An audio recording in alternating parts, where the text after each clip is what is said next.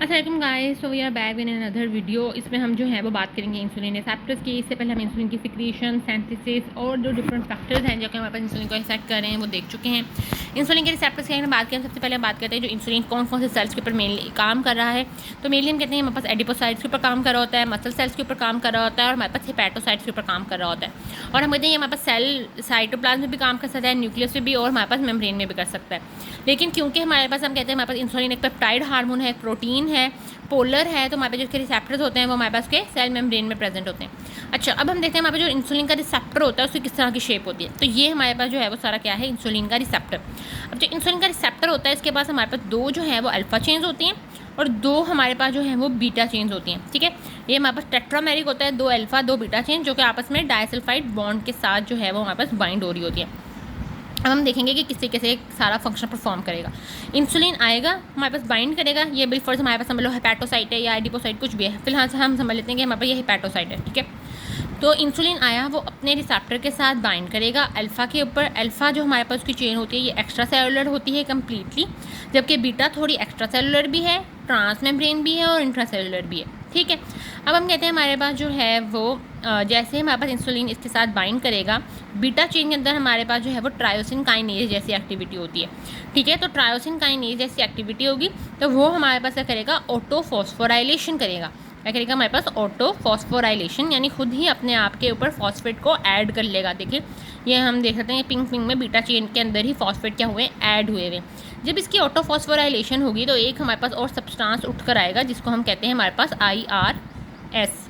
ये हमारे पास जो है ना वो IRS है, insulin receptor substrate. Insulin receptor substrate के ऊपर भी हमारे पास क्या है, ग्रीन ग्रीन में ट्रायोसिन के मॉलिक्यूल्स होते हैं। तो जो ये ऑलरेडी हमारे पे ये ऑटोफॉस्फोराइलेशन के बाद जो कॉम्प्लेक्स हम जिसे कहते हैं वो बन चुका है, वो क्या करता है, वो इंसुलिन रिसेप्टर सबस्ट्रेट की हमारे पास फॉस्फोराइलेशन करवा देगा।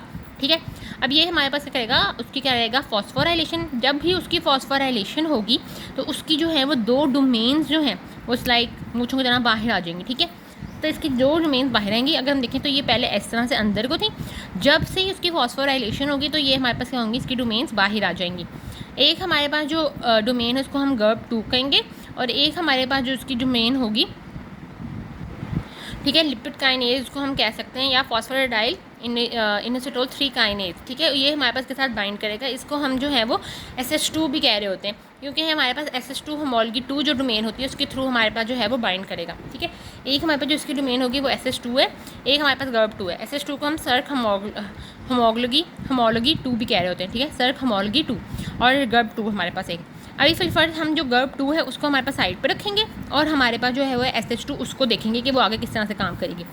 ठीक है, आई होप अभी तक थोड़ा क्लियर है। मैं अभी आराम से समझाई क्योंकि थोड़ा सा जो है वो डिफ़िकल्ट है। ठीक है, डिफ़िकल्ट नहीं है लेकिन थोड़ा सा लाइक आपको समझने में अगर मुश्किल है तो मैं उसको करूँगी, आपके लिए ईजी इंशाल्लाह जो है ना वो बहुत ईजी हो जाएगा।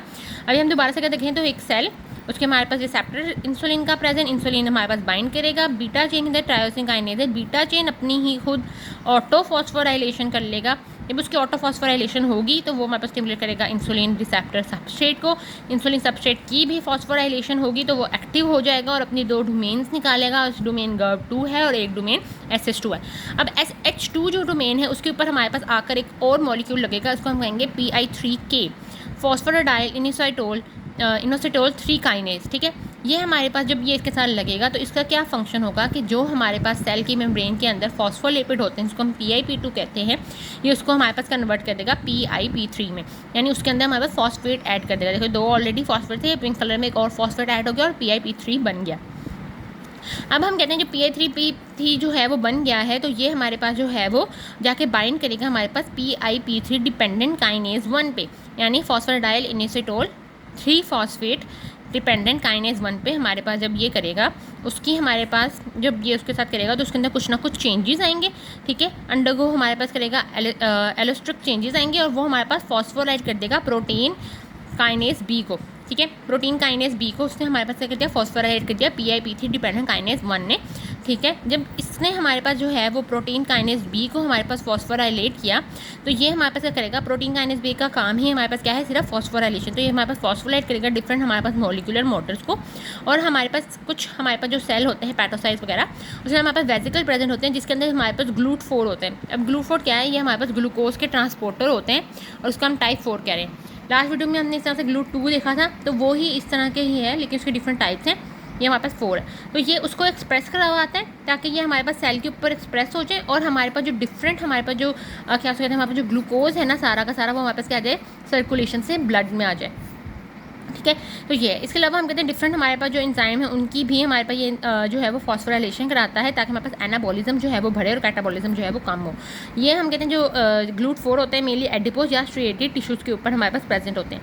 इसके अलावा हम कहें तो हमारे पास ये अमाइनो एसिड्स को, पोटाशियम को, फॉस्फेट को, ये भी हमारे पास जो है वो सेल के अंदर लेकर आ रहा होता है, ठीक है। आई होप कि जो है वो यहाँ तक समझ आ चुका होगा कि किस तरह से हमारे पास जो है ना वो इंसुलिन सारा कुछ ये कर रहा है, ठीक है। अब हमने एक इसकी डोमेन अभी बात की जो कि असिस्ट2 है, अभी हमारी जो GUB2 वाली है वो हमारे पास अभी रह रही है, ठीक है। और अब हमने पढ़ा था कि हमारे पास जो बनता है प्रोटीन काइनेज बी, वो डिफरेंट एंजाइम्स की फॉस्फोराइलेशन कराता है ताकि हमारे पास एनाबॉलिक एक्टिविटी ज़्यादा हो और कैटाबॉलिक कम हो। तो हम कहते हैं वो डिफरेंट हमारे पास क्या करा रहा है। अभी यहाँ पर हम सिर्फ थोड़ा बहुत ओवरव्यू ले लेते हैं कि क्या क्या इफेक्ट होता है कार्बोहाइड्रेट, प्रोटीन या लिपिड्स के ऊपर। बाद में हम इसको जो है वो डिटेल में पढ़ेंगे, किसी हमारे पास जो है वो मेटाबॉलिक इफेक्ट प्रोड्यूस होंगे। अगर हम देखें हमारे पास कार्बोहाइड्रेट में, तो हम कहते हैं कार्बोहाइड्रेट में ग्लूकोज अपटेक जो है वो इंक्रीज़ होती है, ठीक है। हेपेटोसाइट में ज़्यादा से ज़्यादा हमारे पास जो ग्लूकोज है वो अंदर रहेगी, उसको हमारे पास ग्लूकोज को टेम्परेली वो स्टोर भी कर लेगा by converting it into glucose 6 phosphate में।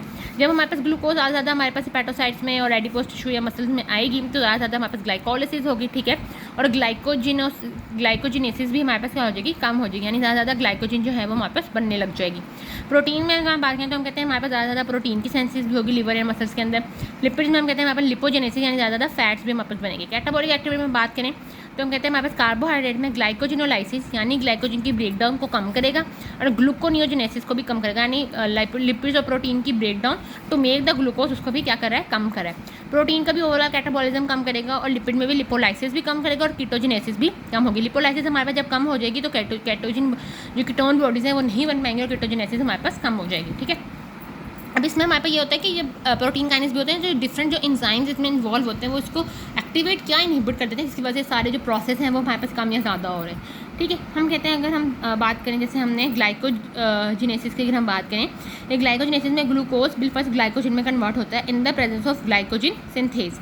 अब प्रोटीन काइनेज बी जो है वो हमारे पास क्या करेगा, वो इनहिबिट कर देगा ग्लाइकोजिन सिंथेज काइनेज को, ठीक है। जब ये इनहिबिट हो जाएगा, ठीक है, फॉस्फोराइलेट हमारे पास हो जाएगा, तो ये हमारे पास इनहिबिट हो जाएगा, ठीक है।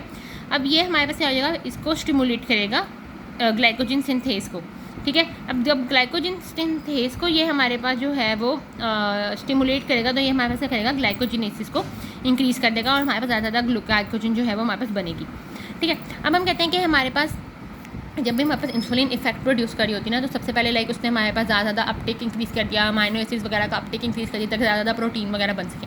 ये उसके हम बात करें कि लाइक शुरू के इफेक्ट है। लॉन्ग टर्म इफेक्ट के अंदर हमारे पास ये कहते हैं कि जीन एक्सप्रेशन के अंदर कुछ ना कुछ गड़बड़ी करती है, वहाँ पर कुछ चेंजिंग वेंजिंग करती है ताकि हमारे पास जो है वो लाइक अच्छे से हमारे पास वो मेटाबॉलिकली अपने फंक्शन प्रोड्यूस कर सके, ठीक है। अब हम देखें तो कि करती कैसे, ठीक है, उसका भी पूरा का पूरा हमारे पास क्या है, हमारे पास साइकिल है।